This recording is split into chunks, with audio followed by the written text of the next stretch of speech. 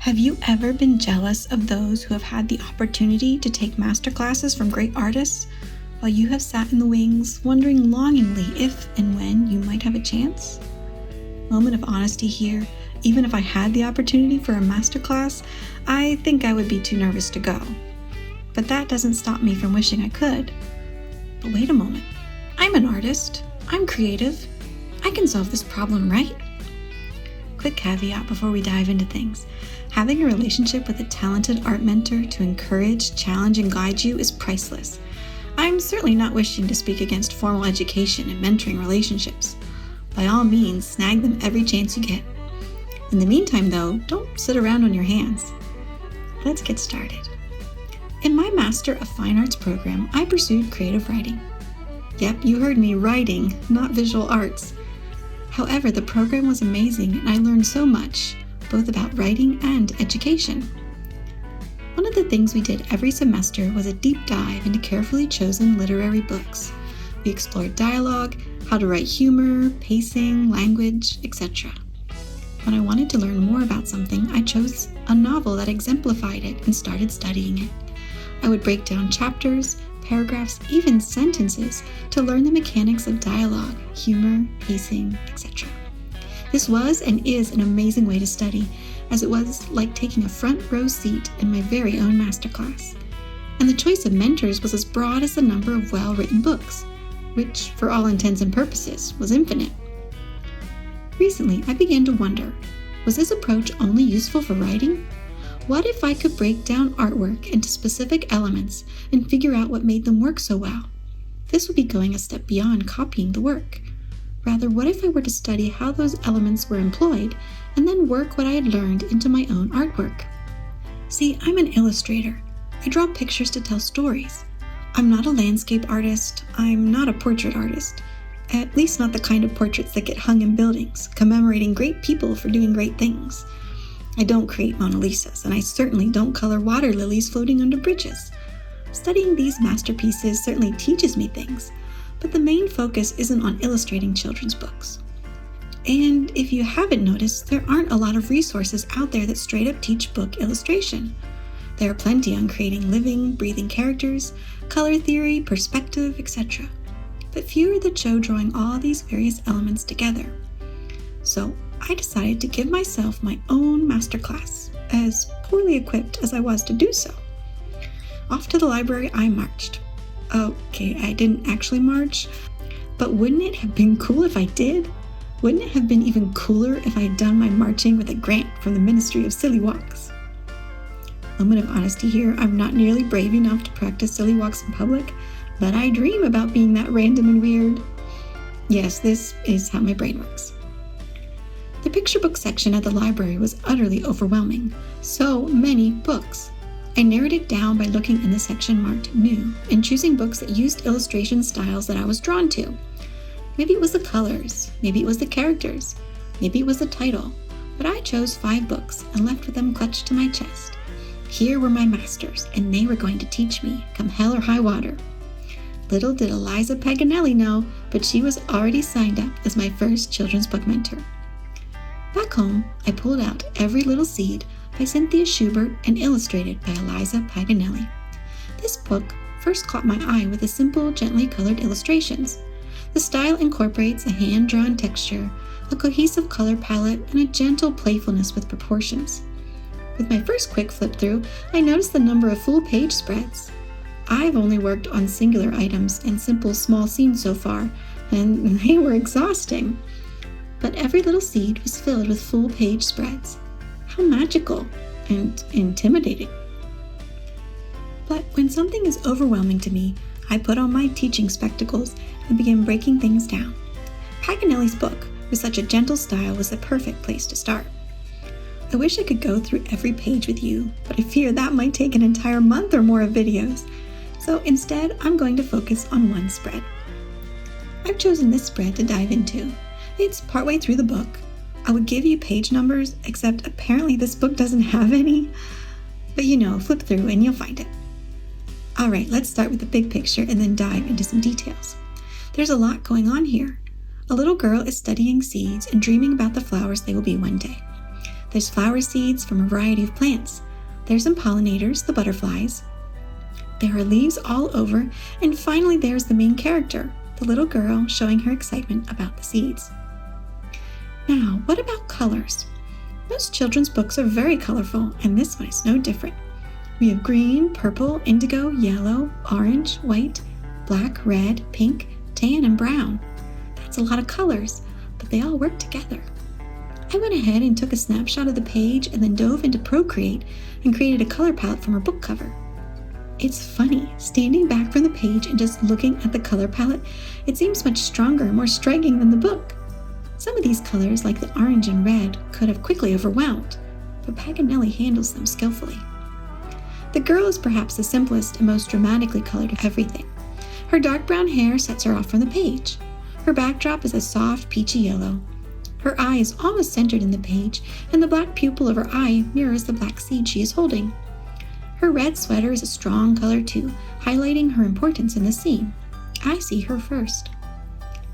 Then Paganelli draws my eye to the next page with the red-orange colors and the butterfly, with a black body to give it added weight. Interesting fact, the butterfly's body is actually a very dark red-brown. Next, my eye travels to the dark seeds, and slowly I swing down to look at the dark blue butterfly, again with another dark body. With just a cursory glance, I think the dark color is used to guide my eyes across the page. My eyes lift up to follow the floating seeds and then swing down to follow the arched text on the second page. It's beautiful. It flows. It's a pleasure to read. In many ways, it feels effortless. There's so much going on in this spread, but with some careful visual guidance, I can read it all at leisure. The second thing to notice here is the framing for these pages. Leaves, somewhat dark in color, with plenty of texture and diversity, wrap around almost the entire 2-page spread, except where the little girl is. This kind of framing could almost feel confining, but with the subject matter of many different seeds and flowers, this framing actually gives boundaries and creates a very comfortable page. At the same time, it is hinting at how many seeds and plants there are by how many different leaves Paganelli uses. In essence, the framing is performing at least 2 jobs. Thirdly, framing also gives the feeling of a dream, a story which is further highlighted in the filmy, impressionistic flowers. Realism is not of paramount importance here. These soft, barely drawn flowers are meant as the backdrop, not the main story elements of this page, but they speak so strongly here due to their diverse colors. Paganelli starts on the first page with some gentle peachy yellow flowers, and then moves into magenta, pink, and even indigo, each slightly more vibrant than the last, to help draw the eye and close out the page on the far right side. This mystical, dreamlike feel pairs perfectly with Cynthia Schubert's words, "The secret of a plant lives in every little seed." I wish I could ask Paganelli what her thought process was as she created this page to go with these words. All right, now, it's my turn. So I've studied Paganelli's luscious page spread and distilled it down to 3 key takeaways. Number 1, colors speak volumes. Number 2, framing provides boundaries. And number 3, realism can be suspended. So now it's my turn. Can I take what I've learned and put it into practice? Studying and acquiring knowledge and understanding can be great, but only as far as it's put into practice. Moment of honesty, I've never designed a page spread before. The only time I even barely put a scene and character together was years ago when my son was learning to read and we made our own clip art comic book. I think it was about 4 pages long and very tiny and very bad. My son loved it, but I'm glad it's been lost to time. Back to our topic on hand, creating a page spread before would have been downright intimidating, if not almost impossible for me. I wouldn't even know where to start.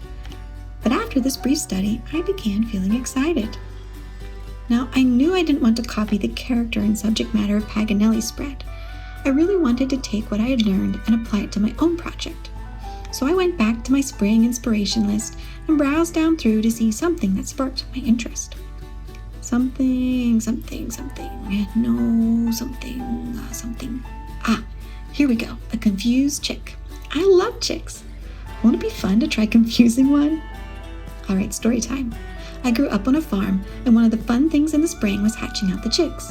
We had an incubator and would carefully monitor the temperature and daily turn the eggs so they would hatch out just right. It was a joy when hatch day came. We could hear just the tiniest of little cheeps and tapping noises from inside the eggs, and knew that in a couple hours we would have a box full of little fluff balls. Once they were all hatched out and dry and fluffy, we would move them into the brooder box. This box had a warm heat lamp, fresh pine shavings, and a little waterer and food dish for them. The funny thing about chicks, though, is that they are incredibly stupid. So in order to help the chicks understand what water was and how to get it, we had to dunk their little beaks in it. They always looked a bit confused until they realized what it was. So I knew I wanted my confused chick to be facing some conundrum regarding food or water. But here's where I hit my first snag. I didn't know what would be so confusing about chick feed, and I had no idea how to show dunking a chick's beak in water with a still image. Then I had a moment of inspiration. If in doubt, go for the uncomfortable. Add some cringe factor. Pursue the ew. Chick feed might not be interesting, but what about mealworms? Adult chickens go crazy for them. Absolutely insane. Chickens are pretty dumb, so when they go insane, it gets even better. And the mealworms look like segmented grubs. They are without a doubt, unquestionably, take me to court and back, one of the most disgusting creepy crawlies out there. I had my main character, a confused chick. I had my secondary subjects, worms, and this is where I hit my second snag. I quickly realized that not only did I not know how to draw worms, I didn't know how to draw chicks either. They are basically balls of fluff, and it's almost impossible to give them any kind of convincing definition without quickly turning them into some other kind of bird. Back to my favorite reference site, Pinterest. I found some references and got back to work. It took several sketches, but eventually I got something I was okay with. My ability to draw chicks still has a ways to go, but it's a start, and I'll take it. I've been reading The 4-Hour Workweek by Timothy Ferriss, and he talked about doing a job, getting it done, and moving on. That's something I've found really applicable to my drawing practice. I could spend forever on a piece, working bit by bit towards perfection. But at the end of the day, is perfection my goal for this project? No, completion is. So I drew the chick and moved on. Next came the worms, and they came together a little quicker. I couldn't figure out how to draw cute mealworms, so I decided to go with some cute pink earthworms. And this is where I brought in my cringe factor. I drew these worms with their own little personalities. This page spread is going to be about a chick wrestling with whether he should eat worms or not. And here I went making worms that were cute and personable. This just got dramatic. Apparently, I'm not ready for illustrating children's books just yet. The last thing I want to mention about the sketching phase is that I chose to keep the same composition and layout as Paganelli designed. My main character enters the scene on the far left, large and attention-demanding. Then I use my secondary subjects, the worms, and the background arc to guide the eye across and down the page. I've always struggled with understanding composition, and studying and using Paganelli's layout here was a huge blessing for my practice. Color speaks volumes. Now it was time to get my colors to do some heavy lifting for me. I decided I wanted to use a quote-unquote new color palette rather than the color palette I use for all my other work. Although that is beautiful, I found it lacking in bright colors, and I really wanted to use this page as a practice children's book page, so I needed some bright colors. I looked for something bright and colorful with a nice range of colors. I cannot remember for the life of me where this color palette came from. I may have pulled it together myself, or it may have been given to me by someone. My sincere apologies for not having the best information on this. So I laid down my flats, a word digital artists use for blocking in base colors. Once color blocking was done, then I began adding textures. I love adding organic textures like watercolor splatters, charcoal smudges, and paint spot textures. Thankfully, with digital painting and PROCREATE, I have all of these options at my fingertips. I've accumulated an assortment of favorite brushes from both free and purchase packs. I'll link some of my favorites down in the whatchamacallit box below. Once texture was added, I painted in the shadows and highlights. I must confess this is one of my favorite steps as it really brings the artwork into the pseudo 3D realm. Lastly, it was time for final cleanup and adding in some text. And this is where I hit my final snag. Now, I didn't start this project with any text in mind, which in hindsight I should have realized would be a bit of a problem. So it took almost an entire morning to come up with some words that I was somewhat happy with. Who would have thought the text would have given me so much trouble? I'm still not completely happy with what I decided on, but it will have to do for now as I need to complete this project.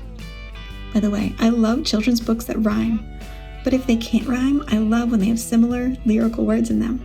So anyway, that's where my word choices came from. Finally, I finished everything up and adjusted it to fit standard book printing formats. I have no intention of printing this piece, and it doesn't have any story beyond this spread, but I really enjoyed the process, and I'm beyond proud that I was able to create a book spread that is at least somewhat pleasing to visually read. What do you think? Alright, so what did I learn in this process? First of all, I was surprised that I could create something like this. Before I began, the idea of creating a working page spread was just a dream. But here, breaking it down into steps, it worked. Secondly, it was so very helpful to steal like an artist. In other words, borrowing Paganelli's general page layout and composition was incredibly helpful. I changed it a little, but for the most part, I used her composition and it was successful. Lastly, my final takeaway is renewed enthusiasm, increasing confidence, and bubbling inspiration running over. I feel like I got to sit down with Eliza Paganelli and learn from her. In a way, I've gained a mentor, and I'm absolutely giddy realizing that I am a short drive away from an entire library's worth of other mentors just begging for me to come and learn from them. As always, thank you friends for coming along on this journey with me. I hope you were able to learn something today too. If so, could you hit that like button?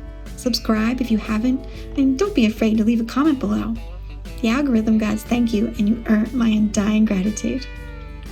Until next time, friends, have a wonderful day and keep drawing.